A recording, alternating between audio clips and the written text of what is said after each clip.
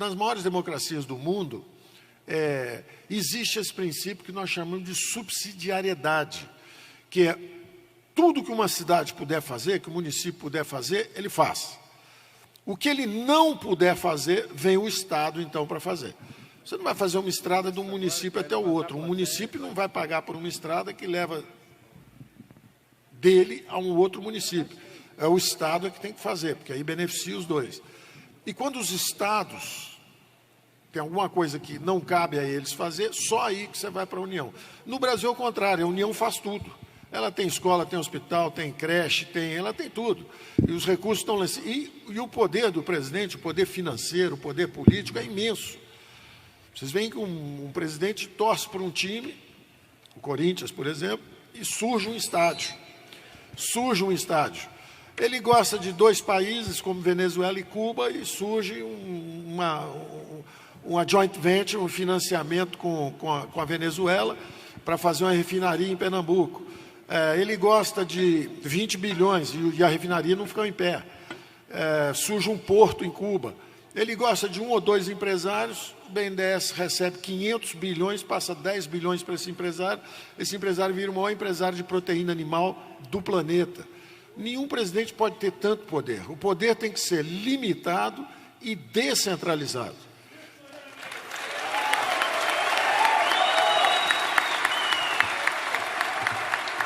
Esse movimento municipalista é antigo. Isso já durante o próprio regime militar surgiram as primeiras lideranças de movimento municipalista, e quando houve a redemocratização, o governo federal justamente prometeu, e colocaram os constituintes na Constituição, que essa descentralização de recursos ocorreria. Mas o que nós vimos, à medida que a situação foi se complicando, a inflação subiu, foi o governo federal julgou os estados e municípios ao mar, porque ele tem capacidade de endividamento, ele tem capacidade de tributação, ele tem capacidade de emitir moeda, e começou a criar impostos não compartilhados, uma série de contribuições não compartilhadas com estados e municípios. E nós vimos devagar justamente essa deterioração das finanças de estados e municípios.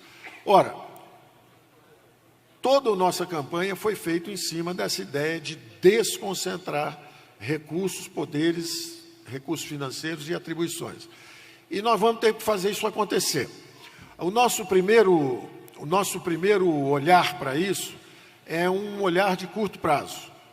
Eu não preciso nem falar muito da Previdência, porque a Previdência todos já sabemos que é algo importante também para municípios, também para os estados, porque o que nós estamos fazendo, na verdade, estamos presos a um sistema previdenciário que está condenado, porque ele já está financeiramente insustentável, mesmo antes da população envelhecer. O Brasil está com pouco mais de 10% de idosos e já gasta 10% do PIB, e a pirâmide etária, ele tem várias bombas a bordo, é um avião indo para alto mar, sem combustível, com várias bombas a bordo. Quando você tem 10 jovens pagando para um idoso que está se aposentando, o sistema é muito superavitário, muito forte. Aí a demografia vai mudando, você depois tem 4 jovens pagando um aposentado. E no final você tem 2 jovens, um jovem pagando, tentando pagar um aposentado, não dá mais, a contribuição desse jovem já não consegue pagar a do aposentado. Então a pirâmide etária está mudando contra nós. Esse sistema que está aí está condenado. Então o que nós estamos fazendo? Estamos pedindo uma reforma onde quem tem menos está recolhendo ainda menos para a Previdência. Todo mundo que vai... 83% da população brasileira recebe menos de 2 salários mínimos como aposentadoria. 83% dos aposentados brasileiros recebem menos de 2 salários mínimos. O que nós estamos fazendo com esses 83%, que são justamente os mais frágeis? Nós estamos baixando a contribuição de 8% para 7,5%. Então, eles estão pagando menos. Agora, estamos todos estendendo um pouco a aposentadoria. Aí você diz, mas os mais pobres estão estendendo? Não. Nós calculamos com que idade se aposentam os mais pobres. Mulheres, 61 anos e meio. Então, nós passamos para 62. Homens mais pobres, 65 anos. Então, nós passamos para 65 anos. Então, em quem que essa reforma da Previdência vai pesar? ela vai pesar sobre aqueles 18% que são os beneficiados, que entraram, às vezes, num concurso público, ou então numa empresa privada, do pai, do tio, começaram a contribuir aos 18 anos, e vão se aposentar aos 48 anos, 49 anos. Tanto que no debate lá na própria CCJ, na comissão da Câmara, o próprio redator falou, eu vou me aposentar o ano que vem, aos 48 anos. Agora, com essa lei aí, eu teria que me aposentar aos 65. Então, nós estamos pegando justamente os favorecidos, os privilegiados, os que têm empregos, contribuir a vida inteira. Esses terão que trabalhar também até os 65 anos, da mesma forma que os mais pobres. Então, essa reforma da Previdência tem um primeiro grande objetivo, que é garantir o pagamento das aposentadorias atuais. Porque da forma que está indo, não vai haver possibilidade de garantir aposentadorias. Da mesma forma, garantir também os salários do funcionalismo, porque se o setor público quebra, para de pagar aposentadorias e salários. Então, o objetivo inicial é esse. Como é que a gente assegura que esse sistema é viável? E como fazer esse ajuste exatamente tirando de quem tem mais? Então, as alíquotas sobem. Quem ganha acima do teto, quer dizer, quem ganha mais do que o presidente da República, nós chegamos a 22%. Ninguém pode reclamar. Se o sujeito ganha mais do que o presidente da República, aí você bota uma alíquota de 22%, ele vai reclamar que está contribuindo para a Previdência? Então, nós botamos uma estrutura progressiva para arrecadar exatamente esses recursos, esse 1 trilhão que a gente quer buscar. Naturalmente, tem coisas que são sensíveis aos senhores. Pode ser que o BPC, e nós vamos discutir isso também com vocês, os nossos técnicos estão aí, os deficientes vão receber o que sempre receberam, ninguém vai mexer nisso. O que nós pensamos foi de dar uma alternativa para quem quisesse receber um pouco antes, em relação a quem contribui. Quem contribui se aposenta aos 65. Se a pessoa não contribui, nós falamos, olha, você pode até receber um pouco antes, mas você recebe menos. Houve uma reação de muita gente, dizendo que isso não parece interessante, nós podemos deixar isso opcional, como foi dito hoje de manhã aqui para vocês, e nossa atitude seria deixar opcional. Quem quiser recebe um pouco antes, aos 65, mas depois só recebe o salário cheio aos 70. Quem preferir recebe aos 65 mesmo e vamos em frente. Quer dizer, eu não acredito que vai haver... Tem uma coisa ou outra, por exemplo, também a aposentadoria rural, que muita gente diz que movimenta também as pequenas cidades e tudo. Tudo isso justamente está para ser analisado pelo Congresso, mas o mais importante é que o valor seja de 1 trilhão. Porque se a gente conseguir 1 trilhão, aí nós vamos em direção a um novo regime. Aí nós enchemos o tanque, temos gasolina suficiente para esse avião seguir, e nós deixamos os jovens irem em outra direção. Porque se não conseguir 1 trilhão, se o número for bem mais baixo, o que nós vamos ter que fazer é o seguinte, olha, nossos filhos vão continuar entrando no nosso avião, ou seja, vão entrar na mesma armadilha do que nós, porque eles trazem o paraquedas para nós pularmos. Então, o avião vai cair com eles.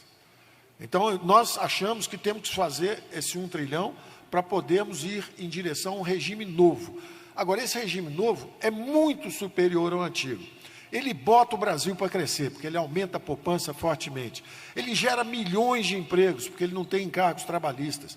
Ele não tem a bomba demográfica a bordo, porque cada jovem já começa desde cedo. O jovem mais pobre não sabe ainda, não tem educação financeira, ele aos 16, 17, 18, assim que ele entrar no mercado de trabalho, ele recebe a carteira verde e amarela dele, ele sabe que é dele, tem portabilidade, no final do ano ele observa, tem uma rentabilidade mínima garantida pelo Estado, se der menos do que aquilo, a gestora tem que pagar a diferença para ele ter o recurso garantido dele, e ele pode trocar, pode botar num lugar onde ele acha que está investindo mais.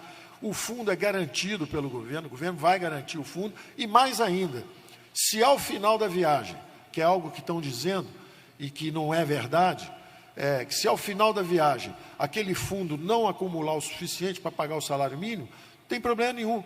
Hoje, você promete cada vez mais e não leva nada para o futuro. Nesse regime novo, você vai pagar cada vez mais, e se no futuro a capitalização Se você devia receber 1.000 hoje, que é o salário mínimo, e a capitalização só te levou até 800 por alguma razão, o governo te dá a diferença. Mas é muito mais fácil, porque pelo menos você já chegou lá com 80% dos recursos, falta só um pouquinho.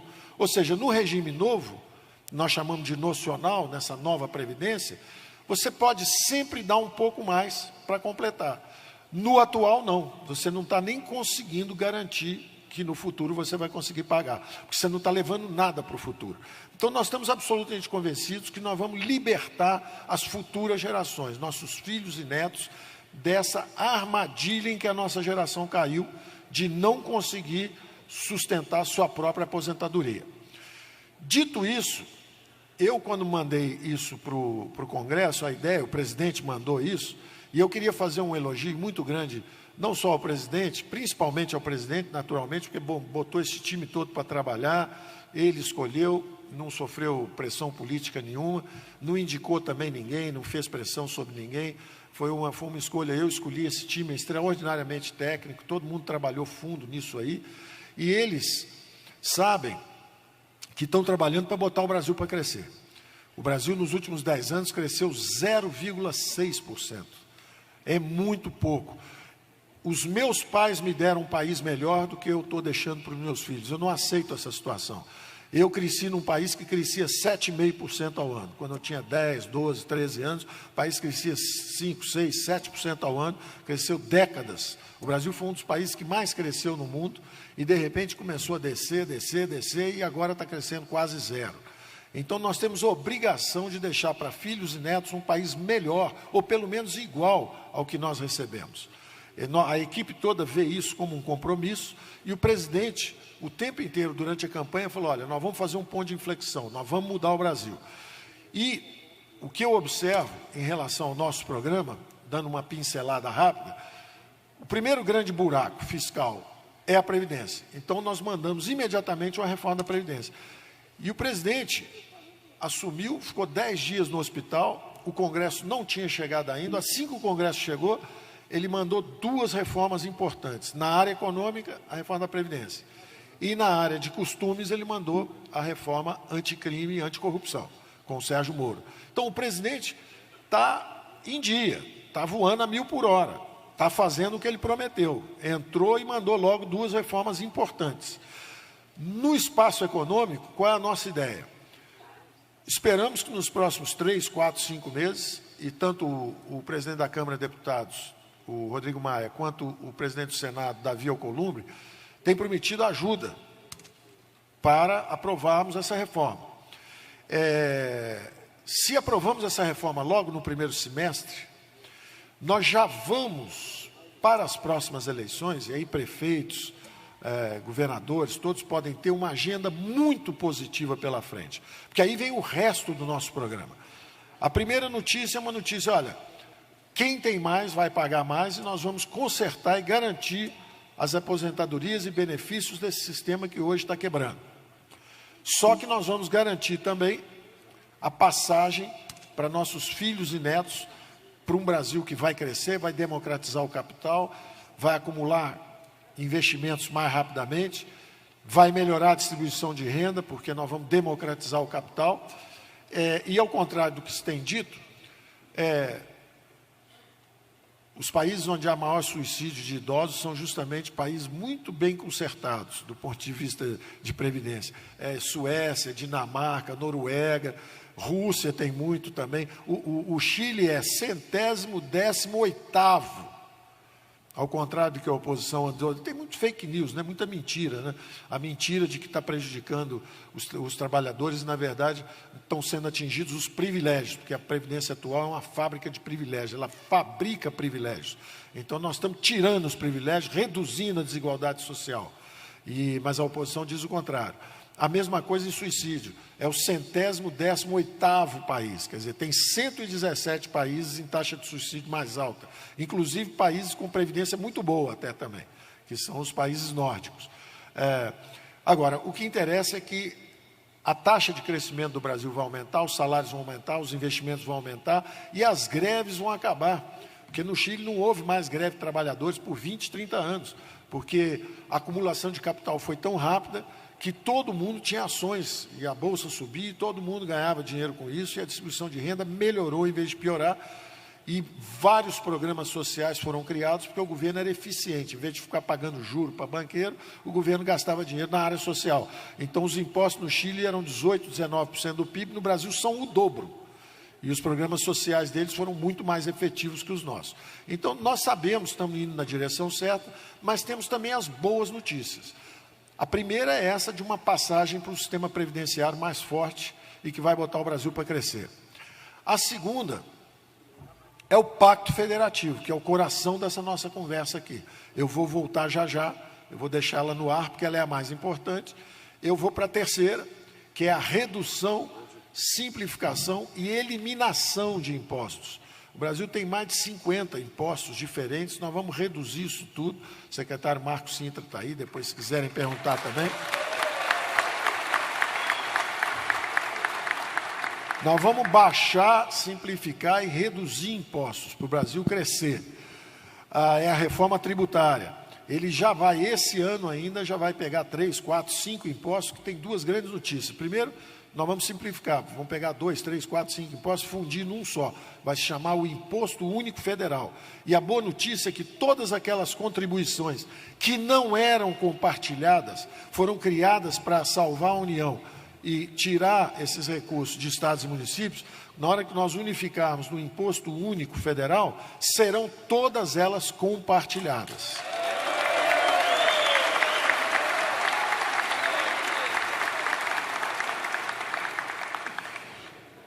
A terceira reforma que nós vamos fazer, está ali também o Salim Matar para falar, é a privatização. E a privatização é importante porque as estatais, que foram criadas 20, 30 anos atrás para fazer infraestrutura, não conseguem mais fazer infraestrutura. A Eletrobras estava quase quebrada, a Petrobras quase quebrou, e quando a estatal não consegue mais investir, acaba aparelhada politicamente, vira foco de corrupção. Onde aconteceu o mensalão? No Correios. Onde aconteceu o Petrolão? Na Petrobras. Onde aconteceu o problema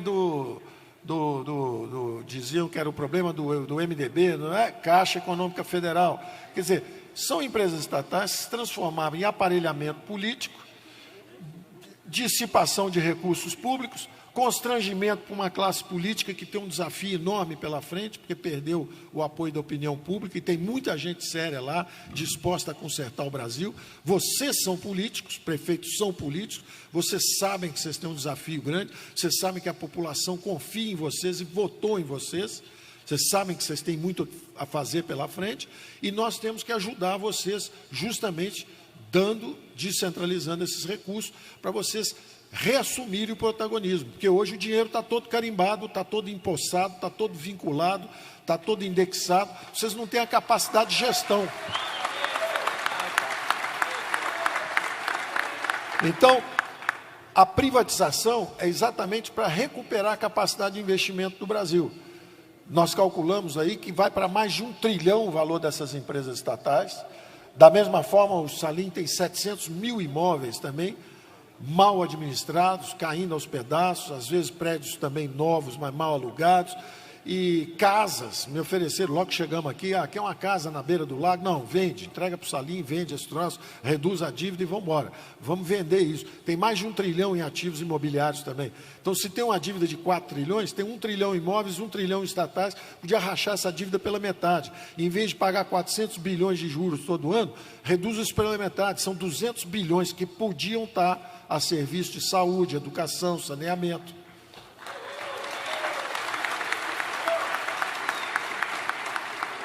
Então, previdência, tributária, o Pacto Federativo, que eu falo já, as privatizações,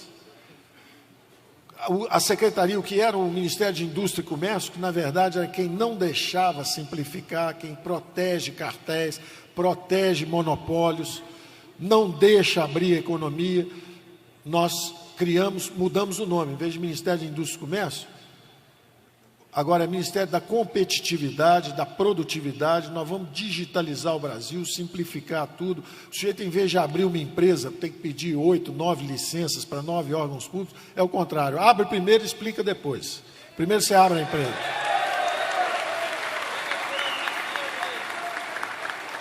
Então, esse Ministério de Competitividade e Produtividade está funcionando também. O outro é o Ministério que nós chamamos de Gestão, que era o antigo Ministério de Planejamento, que vai fazer também a reforma do Estado. 50% do funcionalismo público federal se aposenta nos próximos 5, 6 anos. Nós já estamos segurando os concursos públicos. Aposenta, vai descansar, vai em paz, nós vamos cortar dramaticamente o número de funcionários. A máquina tem que ser enxugada, tem que enxugar a máquina, tem que ser mais barato. E nós vamos digitalizar. Então, antigamente saíam 3 funcionários, entravam 5. Agora vão se aposentar 3, não entra nenhum. E isso tudo está sendo planejado com muito cuidado. Tem as especificações do trabalho, tem os requisitos para preenchimento da vaga, tem que pedir para abrir o concurso público, tem que explicar muito bem. Acabou o empreguismo, não tem mais isso. Essa é uma outra secretaria especial nossa. E, finalmente, uma que vai abrir a economia. Agora, como eu já disse, até e chegou um dos vídeos, eu falei, na verdade, 12 anos atrás, e está circulando como se fosse de hoje. Mas foi no Fórum da Liberdade, lá no Sul, 12 anos atrás, quando eu dizia o seguinte: para você abrir a economia, você precisa primeiro baixar o custo do Brasil, investir em logística, simplificar os impostos.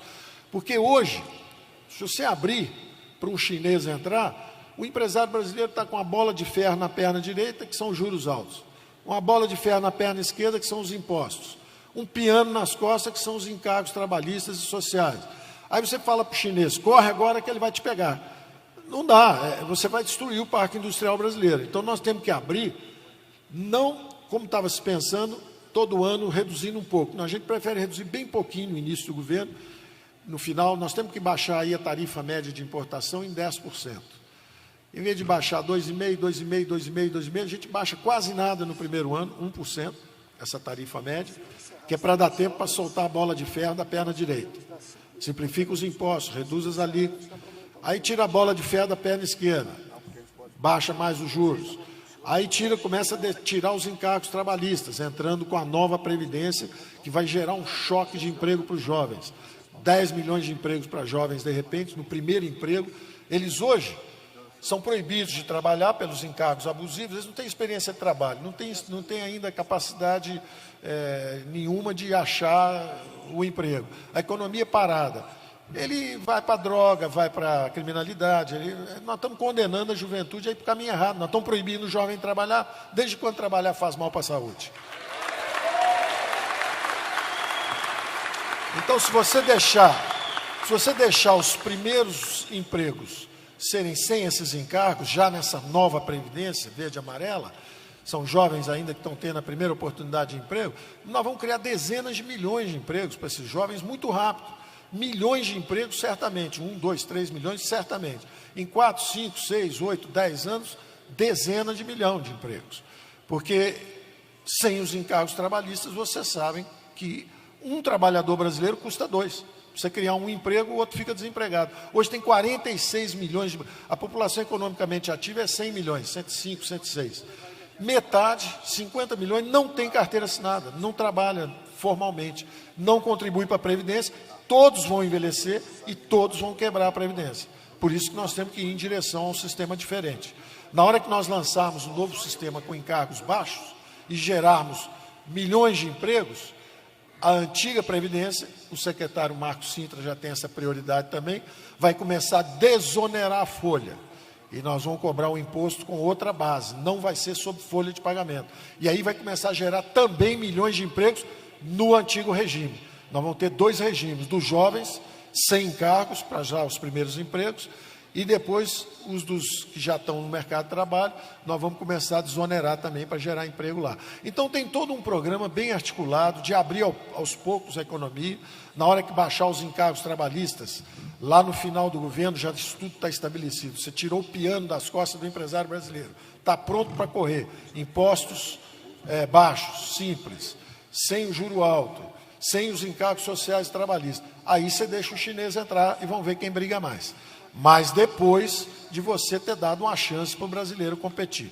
Então, nós estamos com um programa que achamos que vai estimular o crescimento. Nós chamamos o programa de o caminho da prosperidade. É a prosperidade para todos. O melhor programa social é o emprego. É o emprego que cria É o emprego que cria autoestima, é o emprego que cria... Nós seremos sempre uma nação generosa, nós sempre ajudaremos os que ficaram para trás, mas não vagabundo que quer viver às custas dos outros. Esse não, né? Esse nós conhecemos bastante também. Então, uma coisa é você pegar os que ficaram para trás, é o que tem um acidente físico, é o que tem uma deficiência, é o que não tem escolaridade ainda, não conseguiu emprego, você dá ajuda, tentar que se eduque, dar uma Bolsa Família, dar uma Bolsa Educação, tudo nós vamos ter sempre essa generosidade, somos um povo generoso. Mas não podemos premiar também corrupção, vagabundagem, falta de espírito competitivo, cartório, coisa desse tipo. Então, eu acho que o presidente representa isso, a mudança é essa, e agora eu quero então falar um pouco mais do Pacto Federativo para nós terminarmos. A ideia do Pacto Federativo é realmente botar o dinheiro na base, botar 65% a 70%. O Brasil hoje está com 65% do recurso aqui em Brasília. Aqui não falta nada. Agora, lá embaixo falta tudo. 70% do dinheiro tem que ir para baixo.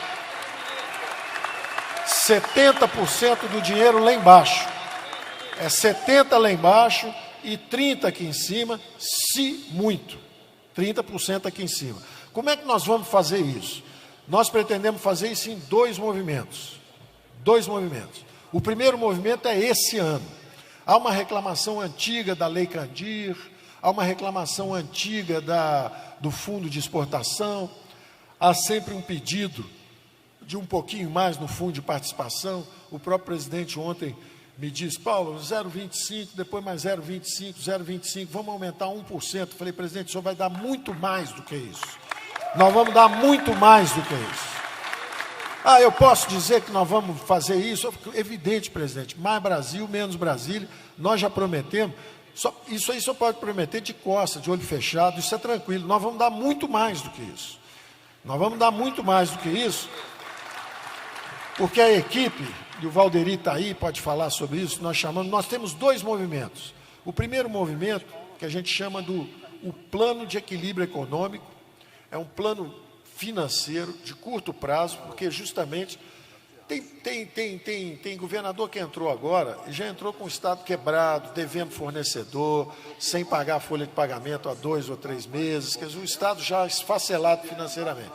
E é um governador sério, como é o Caiado aqui em Goiás, por exemplo, né?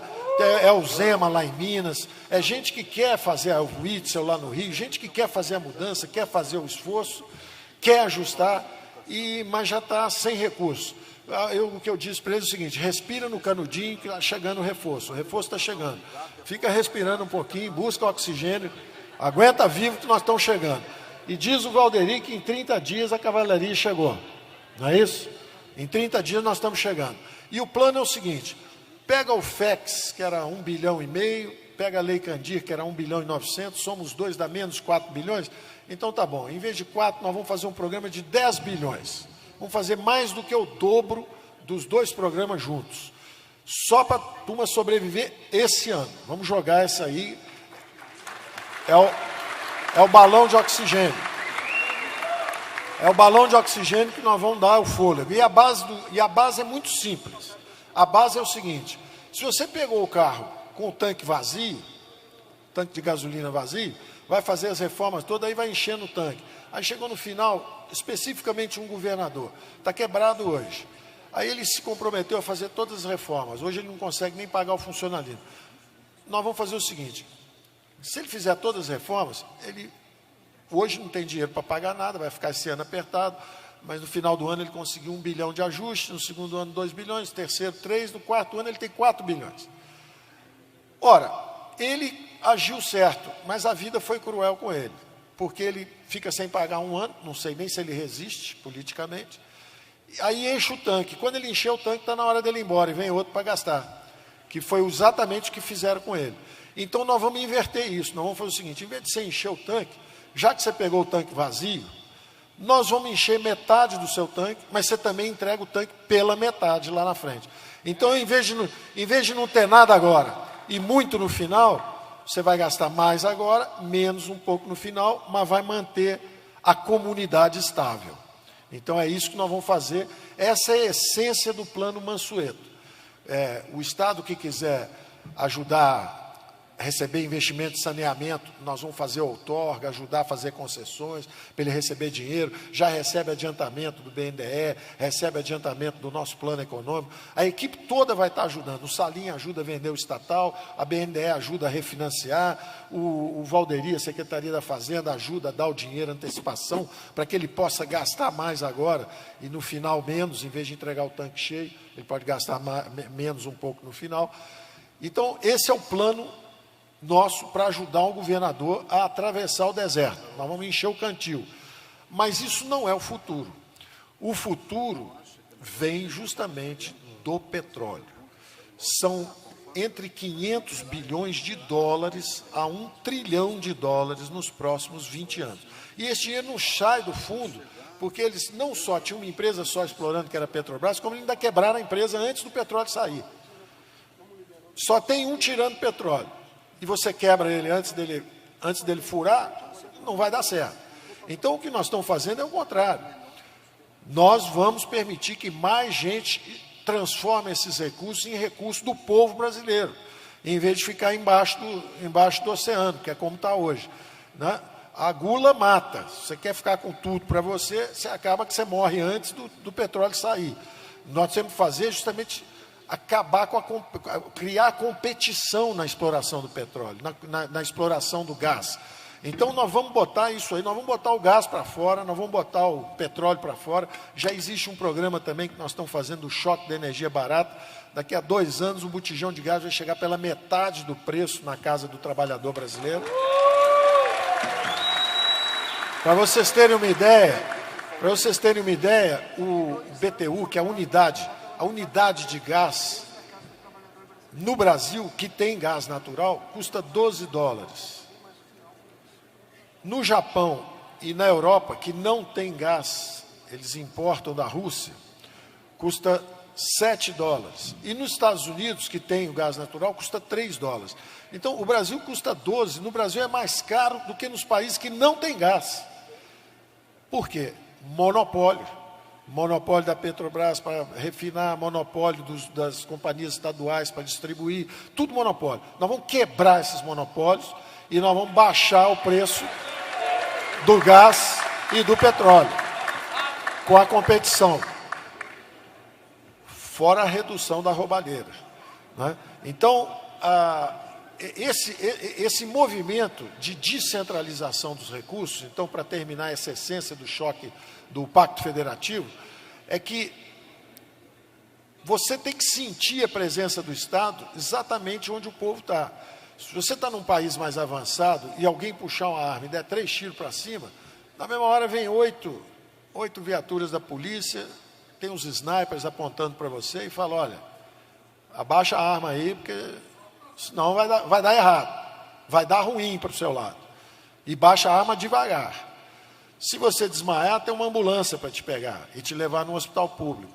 No Brasil, você pode dar tiro 3 dias pela cidade, dar tiro para todo lado, que a polícia corre porque está desarmado, o bandido tem uma metralhadora, um fuzil R15, quer dizer...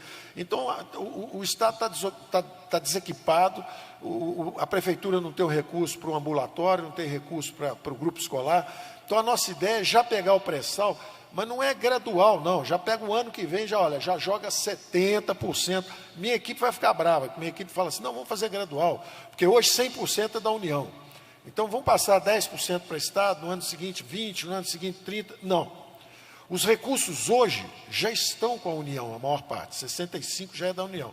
E 25% dos estados e municípios. E 35% dos estados e municípios. Então, o futuro, 70% tem que ser de estado e município já. Não é daqui a 20 anos.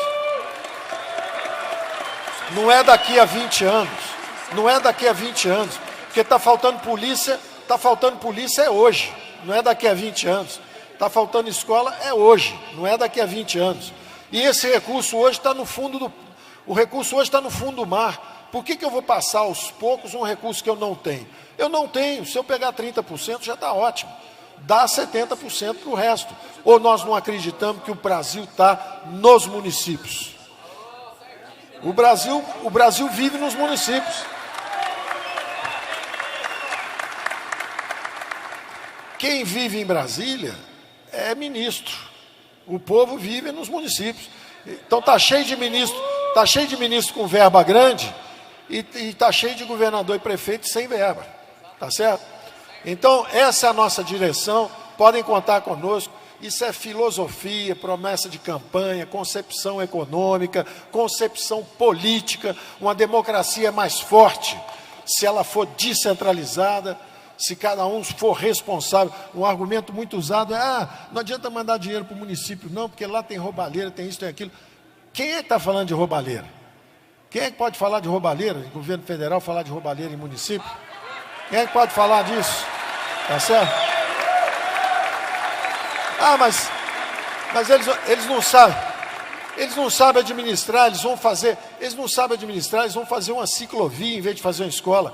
Ora, você tem que acreditar na democracia. Se o prefeito resolver fazer moinho de vento, vai perder a próxima eleição. Você tem que confiar na população que votou, tá certo? Então, nós acreditamos na democracia, e a democracia representativa, a turma vem aqui, vota o orçamento, mas o recurso tem que descer e é administrado lá embaixo. E nós acreditamos nos mercados, que também são descentralizados. Então é o que a gente chamou durante a campanha de ordem e progresso. E nós estamos indo nessa direção e contem conosco.